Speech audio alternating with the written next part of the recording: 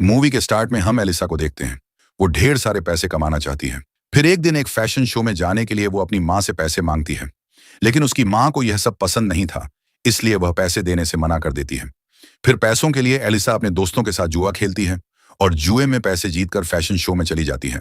लेकिन एलिसा ये शो जीत नहीं पाती, जिस कारण उसे काफी बुरा लगता है और वह बाथरूम में जाकर रोने लगती है।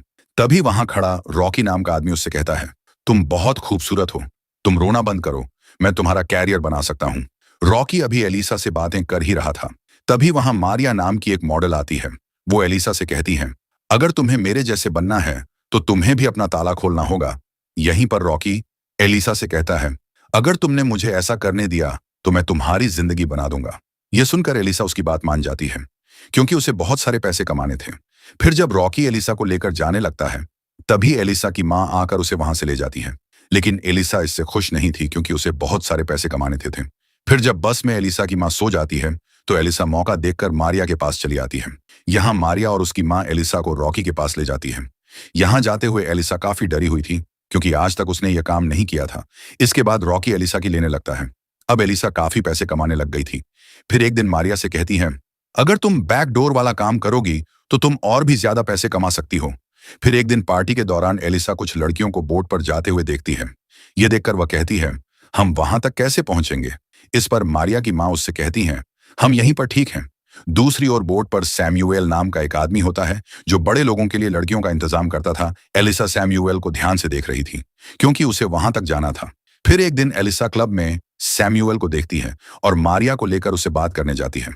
लेकिन यहाँ पे सैमुएल पोकर खेल रहा था। तभी एलिसा बहुत सारे पैसों के साथ दांव लगा देती है, लेकिन पैसे न होने के कारण मारिया को एक रात के लिए सैमुएल के साथ छोड़ देती है। यहाँ पे एलिसा जानबूझकर हार जाती है, ताकि वह सैमुएल के साथ डील कर सके। अगले दिन जब एलिसा होटल से जा रही थी, तभी एक वेटर उससे कहता है, सैमुएल आपसे मिलना चाहता है। यहाँ पे सैमुएल एलिसा को एक पार्टी में इनवाइट करता है और कुछ लड़कियां लाने को कहता है। फिर एलिसा मारिया और उसकी मां के साथ लड़कियों के इंतजाम में लग जाती है। यहाँ पे मारिया की मां कुछ लड़कियों को लाती है, लेकिन एलिसा उन लड़कियों को रिजेक्ट कर देती है। तभी मारिया यहाँ आकर कहती है, उसका सिलेक्शन एक मैगजीन के फ्रंट पेज के लिए हुआ है। और फिर इसके बाद मारिया एलिसा के साथ फोटोशूट के लिए जाती है। यहाँ पे मारिया काफी पोस्ट देती है। तभी एलिसा वहां रखे एक नोटबुक को उठा लेती है। उस पर मॉडल्स और टीवी एक्ट्रेस के डिटेल्स होते हैं। फिर एलिसा उन लड़कियों को इंटरव्यू के लिए बुलाती है और उन्हें सिखाती है सामने वाले का कैसे ध्यान खींचा जाए। लेकिन वह लड़कियां मना करके वहां से जाने लगती हैं।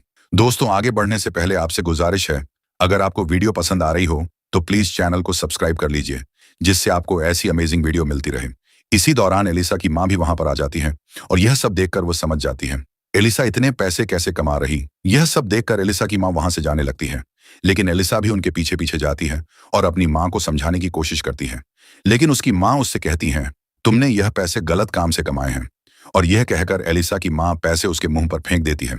लेकिन इसके बाद भी एलिसा यह काम बंद नहीं करती। फिर एलिसा कुछ लड़कियों को लेकर सैमुएल के पास जाने लगती है। उनमें हेजल नाम की एक लड़की भी होती है, जिसे एलिसा झूठ बोलकर ले जा रही थी। इसके बाद सब लोग सैमुएल के पास पहुंच जाते हैं, लेकिन यहां आने के बाद हेजल बिल्कुल भी खुश नहीं होती, क्योंकि उसे मालूम चल गया था उसके साथ क्या होने वाला है। यह देखकर एलिसा उससे कहती है, तुम चिंता मत करो, तुम जितना अच्छा काम करोगी तुम्हें उतने ज्यादा पैसे मिलेंगे, और वैसे भी तुम अपने बॉयफ्रेंड के साथ फ्री में ही कर रही थी। यह सुनकर हेजल भी उसकी बातों में आ जाती है। इसके बाद सब लोग तैयार होकर एक पार्टी में जाते हैं। हाँ, वह मिचेल और उसके भाइयों से मिलते हैं। तभी मिचेल हेजल को अपने साथ ले जाता है और कुछ देर उससे बातें करने के बाद वह बजाना शुरू कर देता है। फिर अगले दिन हेजल जब रूम में आती है तो वह काफी खुश दिख रही थी, क्योंकि आज तक किसी ने उसे ऐसा मजा नहीं दिया था। फिर अगले दिन सैमुएल एलिसा को इन सब के पैसे देता है और उससे बातें करने लग जाता है। यह सब देखकर मारिया की मां को जलन होने लगती है, क्योंकि एलिसा बहुत सारे पैसे कमा रही थी। यहाँ पर मारिया की मां मारिया से कहती है, हमें सीधा मिचेल से बात करना होगा ताकि हम ज्यादा पैसे कमा सके। फिर अगले दिन मारिया और उसकी मां मिचेल से बात करने जाती है, लेकिन उस समय मिचेल बिजनेस मीटिंग कर रहा था, इसलिए वह गुस्सा होकर उन्हें बाद में आने को कहता है। फिर रात में सैमुएल एलिसा से कहता है, मारिया और उसकी मां ने मिचेल को मीटिंग के दौरान डिस्टर्ब किया है, जो कि रूल्स के खिलाफ है। वो एलिसा को समझाते हुए कहता है, दोबारा ऐसा नहीं होना चाहिए। इसी दौरान सैमुएल एलिसा को पसंद भी करने लग गया था। फिर बातें करते हुए सैमुएल और एलिसा एक दूसरे के करीब आ जाते हैं।